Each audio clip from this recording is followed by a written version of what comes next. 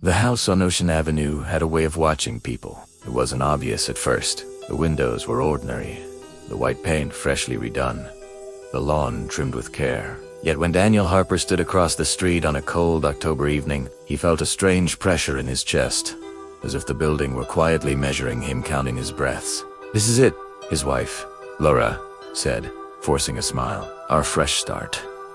They had moved to Amityville to escape grief. Their son, Ethan, had died in an accident the year before, and silence had filled their old home like a second tenant. The realtor never mentioned anything unusual, only the excellent price and beautiful history. Daniel didn't ask what kind of history required such a discount. The first night, the house breathed. Daniel woke at 3:17 a.m. to a low, rhythmic sound, like air being pulled through narrow walls. Laura slept beside him, her face pale under the moonlight. From the hallway came a faint whisper, so soft it might have been the wind. Daniel, he sat up, heart pounding. "Laura," he whispered. No answer. Downstairs, the kitchen lights flickered on by themselves. Each step down the staircase felt heavier, as though the air had thickened into water. When he reached the kitchen, the smell hit him, salt and iron like blood mixed with seawater. The sink was running.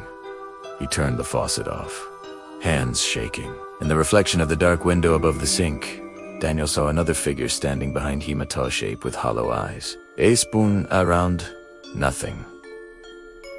The next morning, Laura complained of headaches. She said she'd dreamed of a little boy standing at the foot of the bed, dripping wet, asking where his family had gone. Daniel didn't tell her about the voice. By the third night, the walls began to bleed. It started as thin red lines seeping from the corners of the living room, slow and deliberate, like veins surfacing beneath skin. Laura screamed. Daniel tried to call the police, but the phone only produced static layered beneath it, a chorus of distant crying. The house wanted to be heard. In the basement, Daniel discovered a sealed door hidden behind stacked boxers. The wood was warped, scratched from the inside. Carved into it were dozens of names, layered on top of one another, each etched deeper than the last. At the center was one word: stay. When he touched the door, memories flooded his mind, families arguing, children sobbing, prayers whispered into darkness. The house fed on pain, storing it like fuel.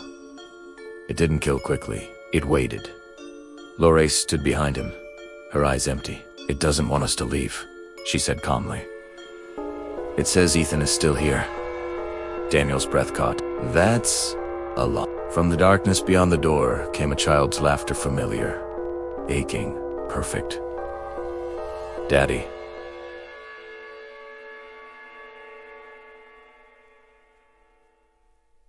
Daniel fell to his knees. The house knew their weakness.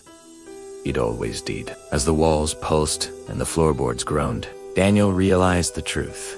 The horror of Amityville was not the ghosts, it was hope twisted into a weapon. The promise that if you stayed long enough, loved hard enough, the house would give back what it had taken. But it never did.